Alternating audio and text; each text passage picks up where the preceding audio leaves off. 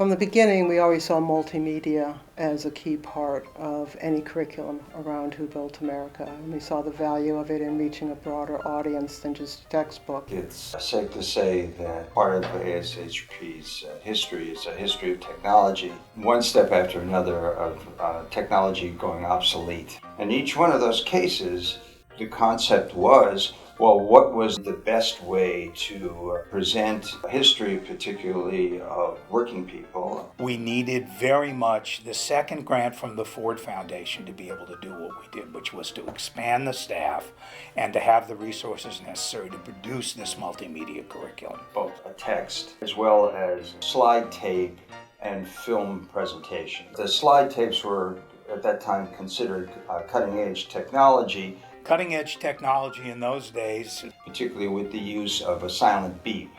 Those slides were advanced automatically by a silent beep. We used a lot of techniques, some of which were quite handicraft, so that, for example, for the slide tape and then the film and video, we tinted images to create greater depth and to be able to focus on particularly images that to 20th and 21st century eyes would be, quite foreign. The main feature of the videos is that we wanted students to be able to relate to people in history. So we wanted it to be about ordinary working people and how they shaped U.S. history, and that students would be able to recognize themselves or their families as they watch these videos, and therefore they could even see themselves as actors in history.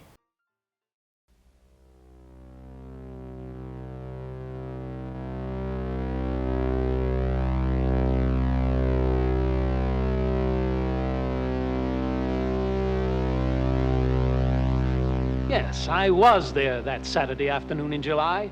Thousands of people were gathered around the Pennsylvania Railroad workshops. Without warning, they were fired upon, and many killed or wounded. This caused universal indignation and was the reason for all the subsequent destruction.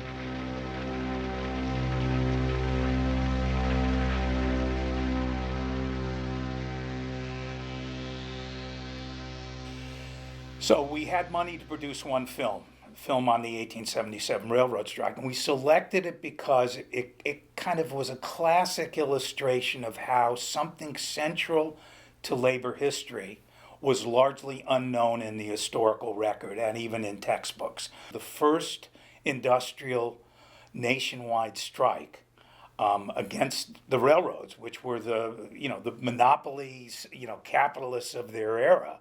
And it was railroad workers in the midst of a depression taking on the railroad companies to oppose a wage cut.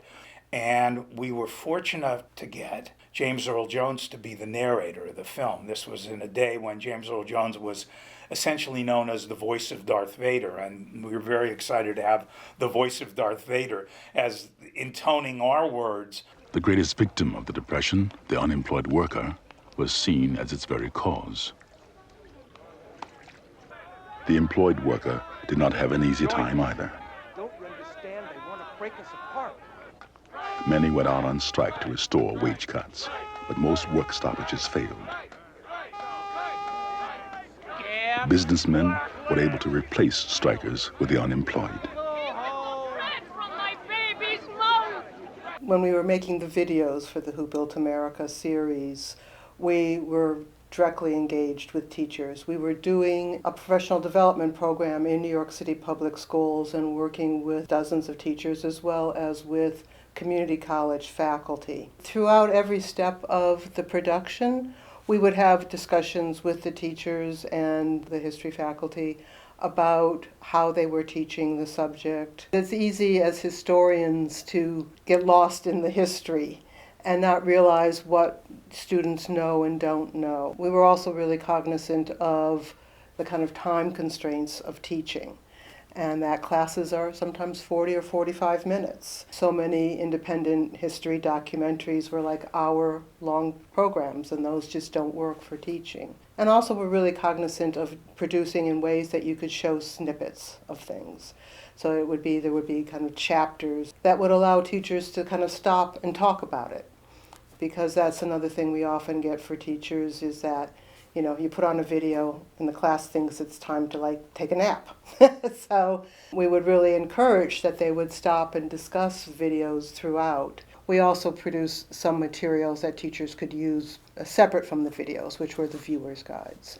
And they were broken also into sections with many pictures and kind of very short historical essays that would help students go deeper into the subjects in the videos and to also understand them in a different way. They would have questions that teachers could use and ways to kind of question some of the primary sources that appeared in the videos. I make stories in my mind while I'm working. I think, where's this waist going to? What kind of person's going to wear it? Is she in good health? Is she going to be careful? Is she going to keep it well? And it's nice, you know? Like you're creating something, and someone's going to enjoy it.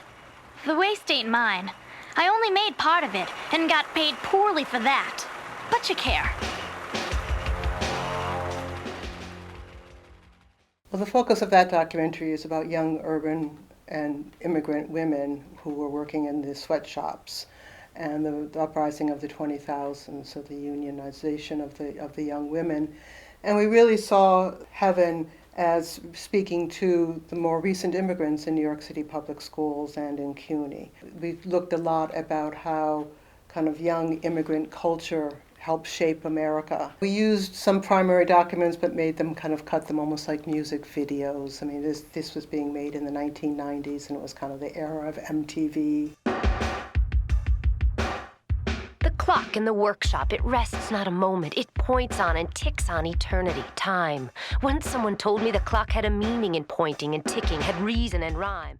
So for instance, we had The Clock, which was a poem. It was a Yiddish poem written in the late 1890s.